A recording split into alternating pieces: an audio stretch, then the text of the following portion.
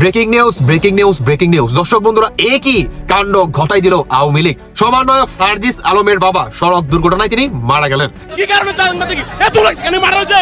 পুড়েছে, পুড়েছে, চাঁদাবাজি কেন হয়েছেন?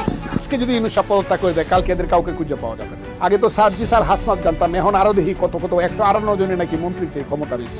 সেনা শাসনের কথা বলছেন, তারপরে আবার অনেকে ওয়েলকাম জানাচ্ছে যে এর পরিবর্তে এই এখন যে অস্বস্তিকর অবস্থা যাচ্ছে এর সেটা বরং সেনাবাহিনী সরাসরি ক্ষমতা নিয়ে 5 বছর চালায়, অসুবিধা কি? 4 মাস আগেই বলে রেখেছি যে বর্তমান সরকারের বিরুদ্ধে, অন্তর্বর্তী সরকারের বিরুদ্ধে আওয়ামী লীগ এবং বিএনপি একসাথে রাজপথে নামবে। আসসালামু আলাইকুম প্রিয় দর্শক শ্রোতা, আশা করি সবাই ভালো আছেন। নতুন একটি ভিডিওতে সবাইকে স্বাগতম। বাংলাদেশের রাজনৈতিক প্রেক্ষাপট নিয়ে ভিডিওর শুরুতেই কিছু ভিডিওর অংশবিশেষ আপনারা দেখেছেন। মূলত আজকের এই ভিডিওটিতে সেই সকল ভিডিওর বিস্তারিত আলোচনা দেখতে পারবেন। ভিডিওর শুরুতেই যে সকল ভিডিও দেখেছেন তা থেকে আন্দাজ করতে পেরেছেন আজকের এই ভিডিওটি কতটুকু গুরুত্বপূর্ণ হতে চলেছে। অতএব চলুন না টেনে একটি লাইক দিয়ে সম্পূর্ণ ভিডিওটি দেখে আসি। একটা উৎসব করতে পারবে, একটা উৎসব করতে পারবে, এবং সেই অবস্থা কিন্তু এখন তৈরি হয়ে যাচ্ছে। মানে এখন আমরা রাজনৈতিক অবস্থাটাকে এত জটিল করে ফেলেছি, এই জটিল অবস্থা থেকে বের হওয়ার জন্য আসলে সামরিক শাসন ছাড়া কোনো বিকল্প নেই। আর আরেকটা বিকল্প আছে, আনকন্ডিশনালি সমস্ত রাজনৈতিক দলগুলো ডক্টর মোহাম্মদ ইউনূস সাহেবকে সমর্থন দিতে হবে এবং সাহায্যের হাত বাড়াতে হবে। 2 নম্বর হলো তাদের সাথে যত মতবিরোধ আছে এটি দূর করতে হবে আনকন্ডিশনাল। কোনো রকম তত্ত্ববিকতা ছাড়া সে যদি বলেন 5 বছর থাকবে 5 বছর, কিন্তু একটু বিকল্প। আর দ্বিতীয় বিকল্প হলো যে এখন যেভাবে চলছে, যদি ডক্টর মোহাম্মদ ইউনূস চলে যান বা তাকে যদি বাদ দিয়ে দেওয়া হয় বা তার বিরুদ্ধে যদি যারা রাজনৈতিক শক্তি আছে তারা যদি ঐক্যবদ্ধ থাকে, সামরিক শাসন নো অল্টারনেটিভ। এখন প্রশ্ন হলো যে যদি সামরিক শাসন আসে তাহলে আমাদের রাজনৈতিক অনেক কী পরিস্থিতি হবে? প্রথমত সবচেয়ে বেশি ক্ষতি বুঝতে হবে। এর কারণ হলো সামরিক বাহিনীর সাথে বিরোধের কারণে বিএনপি জামানাতে ওয়ানি লেগে হচ্ছে এবং তৎকালীন সেনা কর্মকর্তারা বংশ পরম্পরায় বিএনপির যে ক্ষতি করেছে, সেই বেগম জিয়ার বাড়ি ভাঙা, তাকে জেলে নেওয়া, তারেক রহমান সাহেবকে পেটানো, সেই ফ্যানের সাথে টানিয়ে পেটানো, তার মেরুদণ্ড ভেঙে দেওয়া, যে সকল কথা আমরা শুনেছি, এগুলো সব তো পুলিশ করেনি বা অন্য কেউ করেনি। এটা 1/11-এর সময় বড় বড় কাজগুলো হয়েছে। তো এই কাজগুলোর যে কারণে সেনাবাহিনীর সঙ্গে তাকে বলা হয় বিএনপির একটা গুরুত্ব আছে, এটা অস্বীকার করার কোনো উপায়। তো ওই জায়গাটা পলিটিক্যালি রিজলভ এখনো হয়নি এবং হওয়ার কোনো সম্ভাবনাও নেই। তো যাই হোক, এখন যেটা বলছিলাম যে আবার অন্যদিকে দেখেন আওয়ামী লীগের পরে আসছি, সেটা হলো যে যদি এই অবস্থাতে সেনাবাহিনী ক্ষমতা এসে যায় বা মার্শাল হয়ে যায়, তাদের প্রথম যে স্টিম রোলারটা এটি বিএনপির উপর আসবে। এখন বিএনপির শীর্ষ নেতা তাদের দুজনে দেশের বাইরে আছে। বাংলাদেশে যারা আছেন, ধরুন মির্জা ফখরুল সাহেব ভদ্রলোক মানুষ, তাকে হবে না, বয়সের বাবুর কিছু হবে না, কিন্তু যাদের বিরুদ্ধে দুর্নীতির অভিযোগ আছে এবং ফটাফট করে যাদের দুর্নীতির মামলাগুলো নিষ্পত্তি হয়ে গেছে, এগুলো আবার চালু হয়ে যাদের বিরুদ্ধে সন্ত্রাসের অভিযোগ আছে আবার চালু হয়ে গেছে। আবার এই গত 5 মাসে যাদের বিরুদ্ধে চাঁদাবাজি থেকে শুরু করে দখল ইত্যাদি যে অভিযোগগুলো হয়েছে, তাদেরকে রীতিমতো 12 ডলার দেওয়া হয় এবং চারিদিকে শুধু দেখবেন শুধু রীতিমতো কান্নাকাটি, এবং সেই কান্নাকাটিতে বিএনপি নামে যে দলটি কি বিপদের মধ্যে পড়বে। এটি সামরিক শাসন এর সাথে না খেয়ে থাকা ভালো, এর চেয়ে ডক্টর ইউনূসের অধীনে 100 বছর থাকা ভালো, এর চেয়ে আবারও যদি শেখ হাসিনা এসে আরও 10 বছর শাসন করে তবুও ভালো, কিন্তু সামরিক শাসন মোটামুটি বিএনপিকে একেবারে মাটির সঙ্গে মিশিয়ে দেয়। এটা হলো আমার অ্যাসেসমেন্ট। এখন বিএনপি থেকে কীভাবে নেবে বা না নেবে আলাদা। দ্বিতীয়ত, বিএনপি এই অবস্থার প্রেক্ষিতে যদি সামরিক শাসন আসে, জামাতের জন্য কুয়া পাবে। সেটা 2 বছর থাকুক, 5 বছর থাকুক, 10 বছর থাকুক, জামাত কখনোই সামরিক শাসনকে তারা যাকে বলা হয় ডিসকপারেশন করবে না, কপারেশন করবে। কারণ হলো জামাত এখনো পর্যন্ত 300 আসনের প্রার্থী দিয়ে 200 আসন নিয়ে বিজয়ী হবে এরকম পরিস্থিতির সৃষ্টি হয়। ফলে নির্বাচনে তাদের কোনো তাড়া পড়ে না। তারা একটা পরিবেশ চাচ্ছে, পরিস্থিতি চাচ্ছে যেখানে নিরাপদে তারা ওয়াজ করতে পারবে, তাদের কর্মী সমর্থন বাড়াতে পারবে, তাদের রাজনৈতিক কর্মকাণ্ড চালাতে পারবে, তাদের অর্থনৈতিক যে ক্ষতি শেখ হাসিনার জমানা করতেছে এগুলো পোষাতে পারবে, এবং এই টুকু নিশ্চয়তা সেনাবাহিনী তাদেরকে দিতে বাধ্য হবে। এবং তাদের সেনাবাহিনীর কাছে রাজনৈতিক উইং দরকার, সেই উইংসে জামাত এবং সেনাবাহিনীর মধ্যে সবচেয়ে একটা দখল মহরম সম্পর্ক, প্রেম ভালোবাসা সম্পর্ক। তো এখন জামাতের যারা নেতৃবৃন্দ রয়েছেন, আপনি তাদের সবাইকে দেখবেন যে কত বড় হয়ে গেছে। এমনকি অনেকে দেখবেন মন্ত্রী মিনিস্টার হয়ে গেছেন। জামাত মাইন্ডের যে সকল সচিব, যে সকল মিলিটারি কর্মকর্তা রয়েছে, তারা মন্ত্রী মিনিস্টার হয়ে যাবে সামরিক শাসন। আর আর্মির শাসন আমলে তাকে বলা হয় রীতিমতো ঈদের আমেজ শুরু হয়ে যাবে আওয়ামী লীগ। যে কারণ হলো আওয়ামী লীগ যে কাজটি করেছে সেটা হলো এখন তারা এই যে সেনাবাহিনী কিছু কর্মকর্তাকে গালিয়ে দিচ্ছে, কিন্তু সেনাবাহিনীর মূল চেইন অফ কমান্ড থেকে শুরু করে তাদের যে রিক্রুটমেন্ট, যেটা ডিটেলস বললাম না, অনেক কর্মকর্তা থেকে শুরু করে পুরো সামরিক বাহিনীকে আওয়ামী লীগ যে সুযোগ দিয়েছে, সুবিধা দিয়েছে, পুরো ক্যান্টনমেন্টগুলোকে আধুনিকায়ন করার জন্য যা কিছু করেছে, সেটি সাবেক সেনাপ্রধান ছিলেন সেই তিনি তখন বোধহয় লেফটেন্যান্ট জেনারেল ছিল, যেটাকে সিজিএস বলা হয়, এরকম পদে বা কোনো একটা পদে ছিলেন। তার একটা সাক্ষাৎকার দেখেছিলাম। তিনি বলেছিলেন যে শেখ হাসিনার কি দয়া, আমাদেরকে তিনি 3 বেলা খেতে দিচ্ছেন, আগের কোনো আমলে আমাদেরকে ঠিকমতো খেতে দেওয়া হতো না। মানে সেনাবাহিনী নিয়ম হলো 2 বেলা রুটি খেতে হবে, 1 বেলা ভাত খাবে। তো শেখ হাসিনা এসে নিয়ম করে দিয়েছেন যে 3 বেলা এখন থেকে আপনার ইচ্ছে করলে ভাত খেতে পারে। 2 নম্বর হলো যে বেল্ট পড়তে হবে, পেট যেন না বাড়ে। তো এটাও শেখ হাসিনা শিথিল করে দিয়েছিলেন। তাদেরকে দামি দামি গাড়ি দিয়েছেন, এয়ার কন্ডিশন করা গাড়ি। আগে সামরিক বাহিনীর জন্য শুধু মিলিটারি জিপ ছিল। আপনি এর সাথে বানাতে দেখবেন যে তাদের জন্য কোনো আলাদা জিপ বরাদ্দ ছিল না, সমস্ত জিপগুলো ছিল এগুলোকে বলা হয় মিলিটারি ভেহিকল, মিলিটারি ইকুইপমেন্ট। তো ওইগুলোর সাসপেনশন খুব হার্ড থাকে এবং ওখানে বসে থাকলে এখন যেমন গদির উপর বসে মাজায় একটা অবস্থা থাকে, ওরকম মিলিটারি খুব হার্ড জিপ, অনেকটা ডিফেন্ডার টাইপের, ল্যান্ড ক্রুজার আগে যে মিলিটারি যে গাড়িগুলো যে এখন দেখবেন সেগুলো আছে, ওইগুলি ব্যবহার করতে হতো একেবারে টপ টু সবাইকে। এখন আপনি গিয়ে দেখবেন তাদের বিএমডব্লিউ থেকে শুরু করে সমস্ত দামি দামি গাড়ি তাদেরকে দেওয়া হচ্ছে, এবং এটি তাদের পোশাক আশাক থেকে শুরু করে তাদের শরীরে, তাদের পরিবারে এই জৌলুসের ছোঁয়া লেগেছে। এবং তাদেরকে প্রচুর ব্যবসায়িক সুযোগ সুবিধা দেওয়া হয়েছে, বড় বড় পদপদবিতে বসানো হয়েছে, এবং ক্যান্টনমেন্টের বাইরে এনে যত লুক্রেটিভ পোস্টগুলো রয়েছে, যেমন রাজনীতি যেটা ভালো পদ থাকে, সিটি কর্পোরেশন ভালো পদ, ঢাকা মেডিকেল তাকে থেকে শুরু করে পিজি, সব জায়গায় অ্যাডমিনিস্ট্রেটিভ পদগুলো কিন্তু সেনাবাহিনীতে দেওয়া হয়েছে। ফলে আওয়ামী লীগ সম্পর্কে সেনাবাহিনীতে নেতিবাচক যেটা প্রস্তাব করা হোক না কেন, তার বাইরে কিন্তু অনেক ইতিবাচক জিনিস রয়েছে। এটা আপনাকে বুঝতে হবে। বিভিন্ন বছর তারা কিন্তু সম্পর্ক নষ্ট করে যায়, তাদেরকে একটা সম্পর্কের মধ্যে আমরা প্রচার করছি এখন এটা ওইটা, কিন্তু this is not a fact. তারা একটা সম্পর্কের ভিত্তিতে, সমঝোতার ভিত্তিতে কিন্তু আওয়ামী লীগ এবং তাদের অনেক সিনিয়র নেতৃবৃন্দ রয়েছেন, তারা নিরাপদে আছেন এবং থাকতে পারেন। কাজেই যখন সামরিক শাসন আসবে তাদের মধ্যে একটা ঈদের আমেজ শুরু হয়ে যাবে। Breaking news, breaking news, breaking news. দর্শক বন্ধুরা, একই কাণ্ড ঘটাই দিল আওয়ামী লীগ। আপনারা থাম্বনেল এবং টাইটেল দেখে সঠিক জায়গায় আসছে। সেটি হচ্ছে সমন্বয়ক সার্জিস আলমের বাবা সড়ক দুর্ঘটনায় তিনি মারা গেলেন।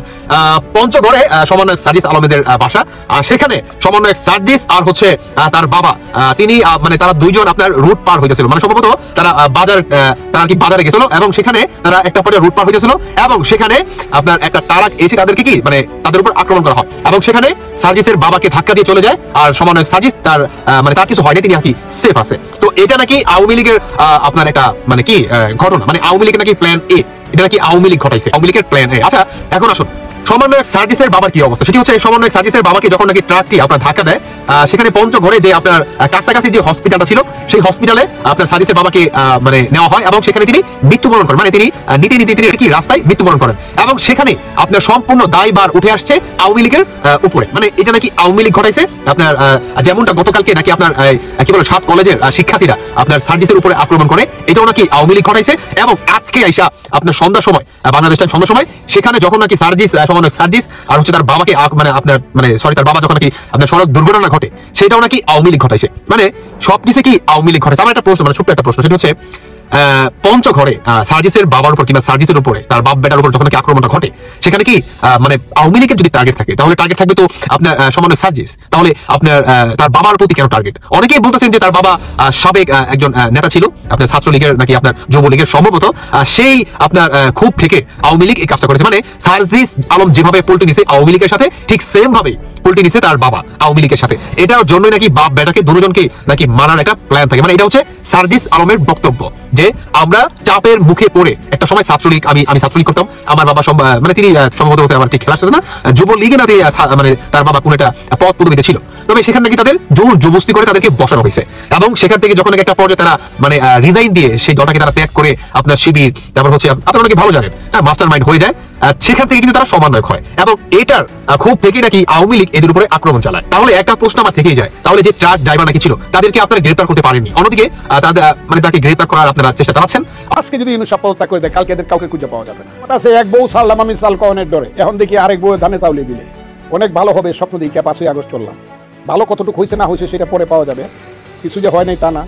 স্বৈরাচার গেছে, ফেসিস্ট গেছে, সামনে কি হবে আমরা দেখতেছি। কিন্তু জিনিসপত্রের দাম, বাজারে যে আগুন লাগছে, এই আগুনটা এখন মহা আগুন হয়ে দেখা দিচ্ছে। এটা এখন ওই যে দেখলাম কয়েকদিন আগে ক্যালিফোর্নিয়াতে যে আগুন লাগছে, লস এঞ্জেলসের আগুনের চেয়েও বড় আগুন, ওই অস্ট্রেলিয়াতে যে আগুন লাগে বনে, এর চেয়েও বেশি আগুন লাগছে জিনিসপত্রের দাম।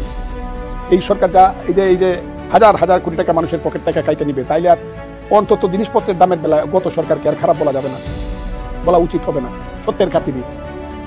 আগে যদি আমি 50 টাকা কেজি চাল কিনে খায় থাকে গরিব মানুষ, সেই চাল যদি এখন 62 টাকা হয়, তাইলে বুঝতে হবে যে আমার পেটে, গরিব মানুষের পেটে আরো বেশি টান পড়তেছে, গরিব মানুষ আরো বেশি উপবাসে থাকবে। আগে যদি 60 লক্ষ মানুষ রাতে না খায় ঘুমায় থাকে, এখন 80 লক্ষ লোক না খায় ঘুমাবে।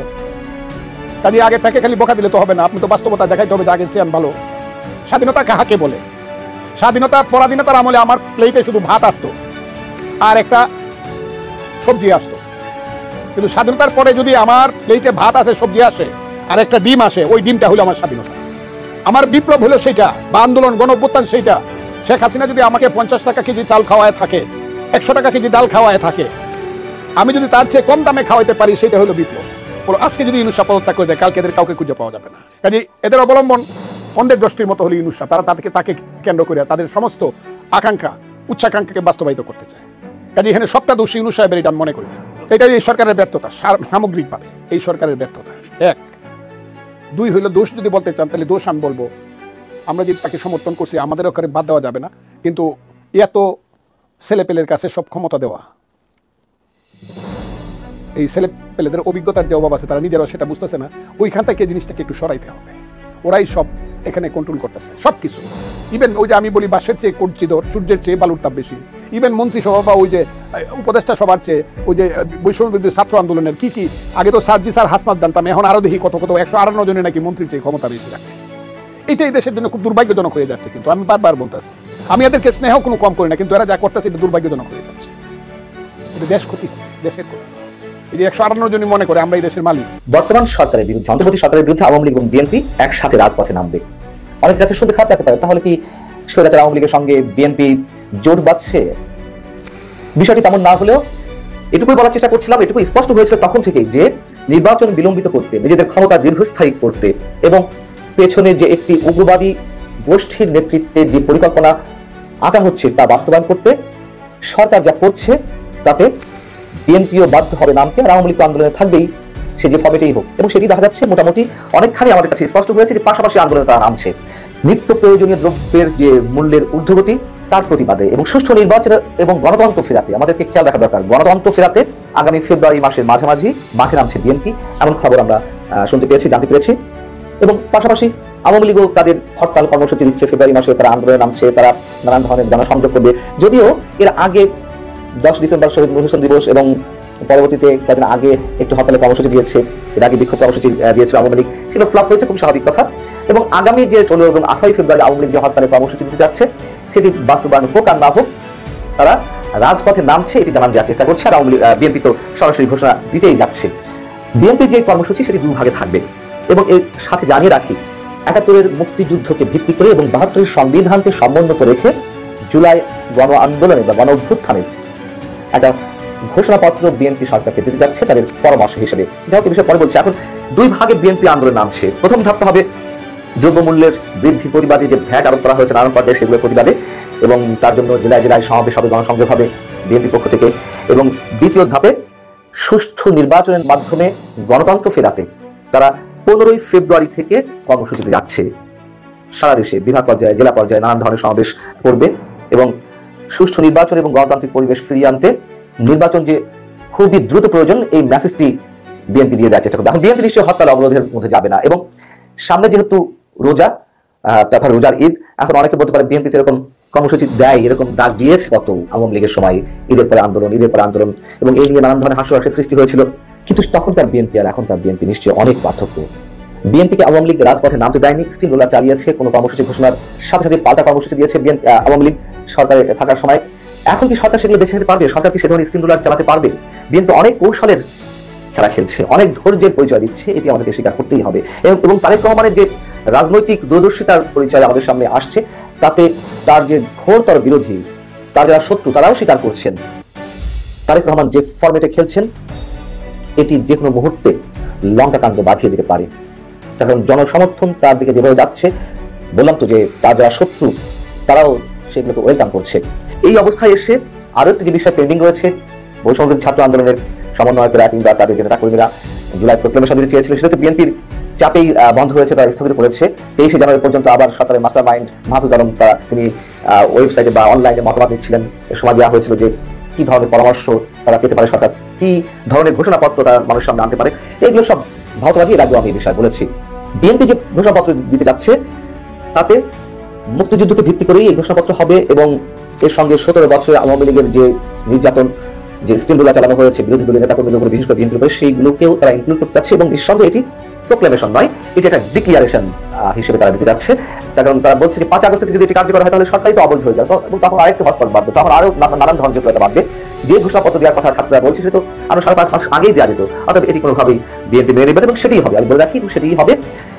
আর আওয়ামী লীগ যে কর্মসূচি দিচ্ছে, আগেই বলেছি তারা সফল হবে না, এটা তারাও জানে, কিন্তু তারা জানান দেওয়ার চেষ্টা করছে যে এই সরকার অবৈধ, এই সরকার অবৈধভাবে ক্ষমতায় থাকতে চায়। অতএব তারা যেভাবে গণতন্ত্র হত্যা করছে, নির্বাচনের নামে আবার প্রহসন করা হচ্ছে জাতির সঙ্গে, সেই মেসেজগুলো তারা দিতে চায়। এটি আমরা খুব স্বাভাবিকভাবে বুঝি যে আওয়ামী লীগ যা করতে চাইছে বা যে কর্মসূচি এই মুহূর্তে দিবে তার কোনোটি তেমন কোনো ইফেক্ট ফেলবে না। তারপরেও আমি আশা করি সম্পূর্ণ ভিডিওটি দেখেছেন এবং বাংলাদেশের রাজনৈতিক প্রেক্ষাপট নিয়ে আপনার কি মতামত অবশ্যই কমেন্ট বক্সে জানিয়ে যাবেন। ভিডিওটি ভালো লেগে থাকলে শেয়ার করতে ভুলবেন না। আমাদের এই চ্যানেলে নতুন হয়ে থাকলে চ্যানেলটি সাবস্ক্রাইব করে চ্যানেলের পাশে থাকবেন। আর যারা ইতিমধ্যে চ্যানেলটি সাবস্ক্রাইব করেছেন তাদেরকে অসংখ্য ধন্যবাদ। দেখা হবে নতুন কোনো ভিডিও নিয়ে, ততক্ষণ সবাই সুস্থ থাকবেন। আল্লাহ হাফেজ।